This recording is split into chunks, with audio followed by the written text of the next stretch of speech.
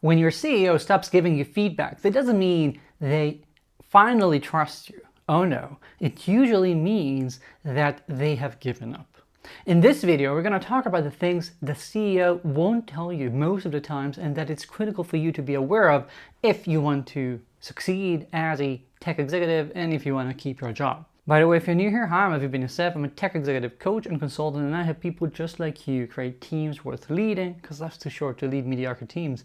And a major part of that is helping you maximize and optimize your relationship with the CEO, with whoever you're reporting to, because that's a relationship that's often crossing the technical boundaries, because your boss is usually not someone technical, and learning how to do that job well requires not just being good as a technical person, but also learning how to communicate effectively with people who are not tech people, and helping them see what you're seeing, helping them understand why you're doing certain things, and ensuring that you understand their needs and their points of view so that you don't get lost in translation. So let's get started with my thesis, and that is based on a lot of people I've worked with, that CEOs, when they feel like the CTO, the VP of engineering, might be flaky, might not cut it, might not be good enough,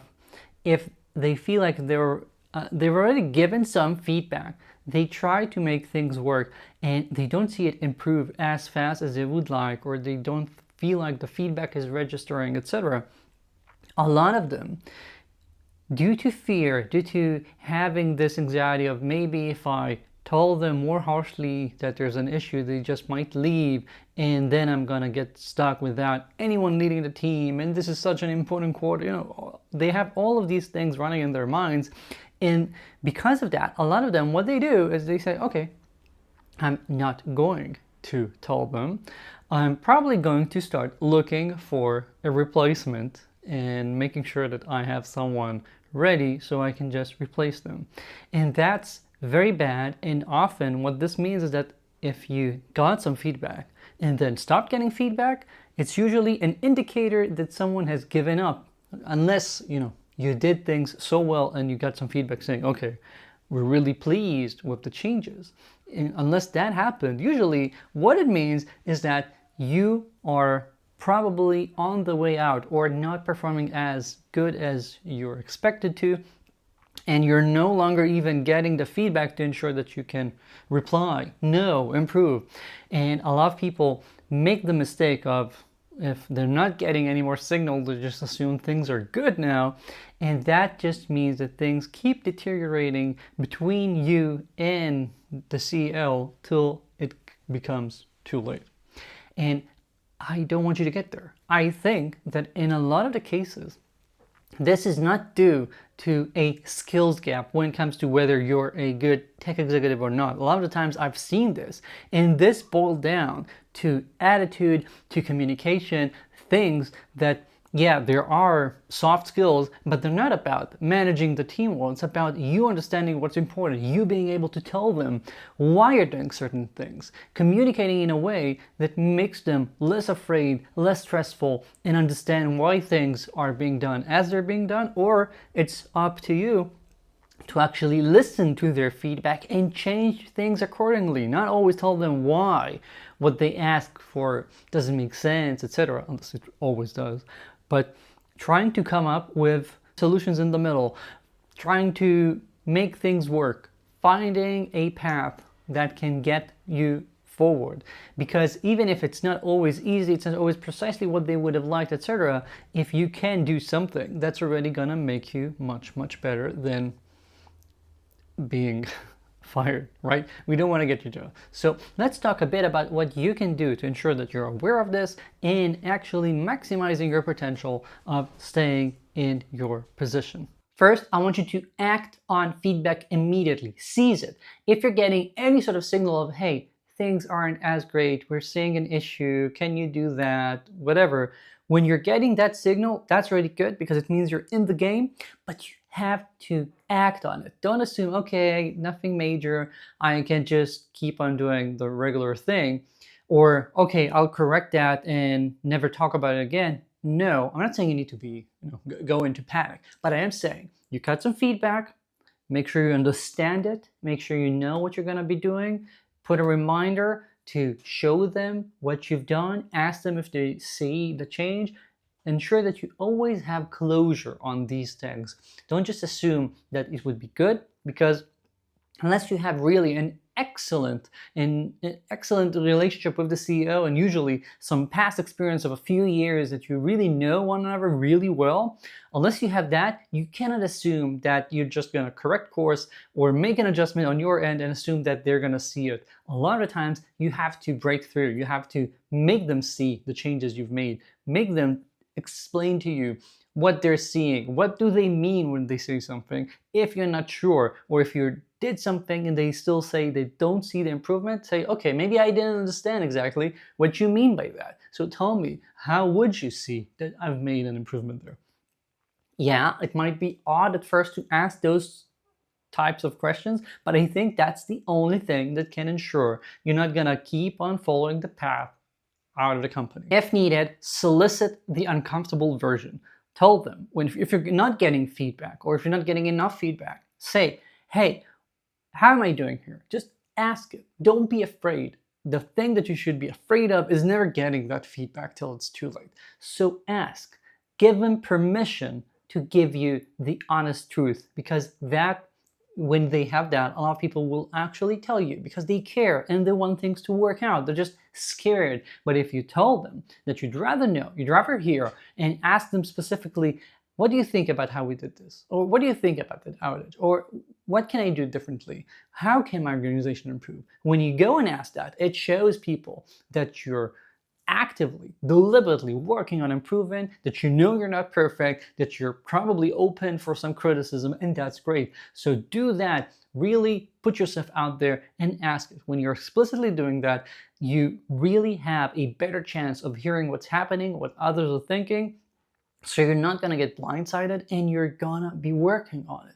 That's so much better than trying to sort of suss out between the lines what people are thinking. It's a lot harder, at least for me. I know that if I ask bluntly, even if it's, again, uncomfortable, even if it's awkward, I'm going to do that, and then I know what I'm dealing with. So try to do that, and you'll see that you at least have something to grasp onto and start working on. Then speak their language. I have several videos about this, so I'm not going to get too deep into this, but it's critical that when you hear some feedback, you answer in the same register. You cannot go technical. If they say that they're not pleased with how things are working out, or about some issue that you had, you cannot go into, yeah, but that library had that breaking change. They don't even understand what that means. You need to give them explanations at their level, at their register. Don't patronize over them with tech lingo. Explain to them exactly in a way that they would understand. Like, I'm assuming you don't expect the CFO to come and throw a bunch of terms at you that you don't understand, or your legal counsel, etc. You want people to talk to you in a way that you actually understand what they mean, and don't feel like they're bending your arm to do what they think you have to do, or what works for them, or giving you excuses, knowing that you don't have a way for understanding whether they're telling you the truth or not. Find a way to communicate in a proper register that will ensure that they understand and you talk to them in business terms. I don't want to keep repeating that. It's as simple as that. It's not easy necessarily. And again, I've got videos about that, and I'm going to try to put links to them somewhere here on screen. Another secret that I've got for you, and that is that so many CEOs are anecdote machines. Why? Because they have so many things that they have to be on top of, and therefore they cannot know in depth everything. So what they do unconsciously, many CEOs I've worked with, is they notice an anecdote or two, and from that they just assume everything is similar. So you had one outage, they're gonna assume, yeah, everything sucks. You had one time where they noticed that you didn't pick up the best way of doing things, and they're gonna assume, yeah, they always do the easiest path, not the path that actually makes more sense in the long term. Whatever it is, when they notice a couple of anecdotes, because they have to handle so many things, their instincts for many people, okay, I'm not stereotyping, but I'm telling you from my empirical experience, like literally the other day, CEO came to me and told me, yeah, I asked him to do this and his solution was just, the longest solution. And I'm sure that's how the team is always operating. I'm like, okay, maybe it is, but maybe you just had one specific data point where you had in your mind a better way of doing this and the CTO didn't. That's also a possibility. So the fact is that many CEOs just work like that, and that means that it's up to you to ensure that you're breaking out of that mold. So you have to ensure that when there's an outage, when there's an issue, when you get some feedback about something that didn't go well, talk about it. Help them see why that was a specific scenario, or what was unique about it, or what you're going to be doing differently. So they see that you care and they get this vibe of, okay, maybe not everything is as bad as that. It also means that you have to be creating visible executive level moments where you're talking about your success and your progress, not just for the CEO, but also for your peers in the executive team, where you're helping others see what progress your team is doing. This is essentially feeding them the right anecdotes, okay? You're giving them more data points, because a lot of people, the way this works is that, the squeaky wheel gets the grease. People only notice when things are bad, when things are hard.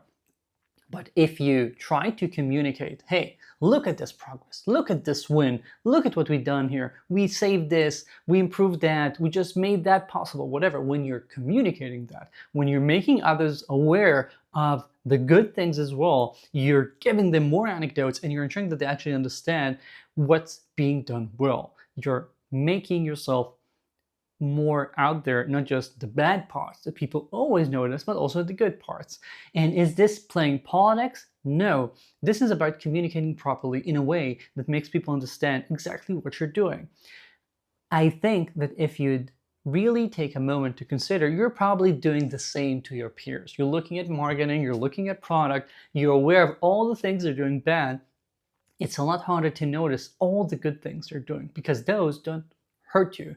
Those don't annoy you. Those usually just happen. So if they don't say, hey, have you noticed that we've made this and that? You're probably gonna just assume that's the way things should be. But if they're gonna help you see that, you're gonna realize it. And the same applies to you. Again, this is not about politics. This is about effective communication and helping others realize what you're doing, because you don't want to be in a silo where people only notice when there's a fire inside, but you want it to be open and communicative all the time. Then we want to ensure that you kill velocity theater. People who are busy and who already have some worries are not going to be convinced by you making a show of, yeah, we're working so hard and look at the team, etc. No, I don't care. I don't care if you have to sweat a lot in order to get things done. Well, I care, but that's not my intent. It doesn't make it any better if you worked really hard and still you cannot do things that I think should be trivial or should be your role. So don't focus on your inputs and how hard you're working, but focus on the results. Focus on what you're actually achieving or what's capping you from getting there. Okay, not excuses, but solutions, but different approaches of doing things. If something's not working out, say, hey, we noticed that we're not going to be able to get that, or we're not progressing as we'd like, and I have a few ideas about how we can improve. Maybe we need an expert to help us. Maybe we can move that deadline or cut some scope or something. Be proactive and try to make things actually work out. Show people that you're not just focusing on excuses, but you're trying to actively make things work, and you're not focusing on, oh, how hard we're working, cut us some slack, but we want to work smart, we want to do the right things. And just because it was hard doesn't necessarily give you any extra benefit. If regularly you guys are working way too hard, it usually means that you're doing something wrong, not that the organization needs to care about it as in, oh, those poor people in engineering, okay? Keep that in mind. And lastly, you need to move upstream. I've got another video recently about that. I'm going to link to that as well, so I'm here on screen. You need to move upstream because that means that you create better relationships with the CEO, with your peers, and so you ensure that people understand what you're doing. They understand your relationship. You have more openings to get feedback, to work with them, collaborate. So you're not going to get surprised when people are not happy with how things are going, or they're not even going to get to the unhappy stage because you have this contact all the time and you keep improving. So nothing gets that bad at any specific point. Ideally, of course, you're going to have some bad weeks, but in general, we want to avoid it most of the time because we have healthy communication, because we're peers at the executive team and not just the people getting orders from the rest of the executives. All right, to sum this up, if people around you only hear about the bad things happening, you're writing your own exit interview. You want to ensure that you're communicating regularly, you're getting the feedback, you're asking for it explicitly. When you get the feedback, you really seize onto it and you act and you have closure, because all of that together will ensure that even if your CEO doesn't tell you at the beginning what's wrong or only tells you half of the real deal, etc., you're still gonna find out and you're gonna tackle it like a professional, because that's what you are, right? That's it. Thank you. I'm reminding you that I have an upcoming free live stream, the new non-negotiables of tech leadership in 2026. I'm excited about it. You can just sign up for free. The link is in the video notes. And if you cannot attend, you're going to get the recording if you signed up. So do that. I'm waiting to see you there. And if you like this, like and subscribe. That really helps. Ciao.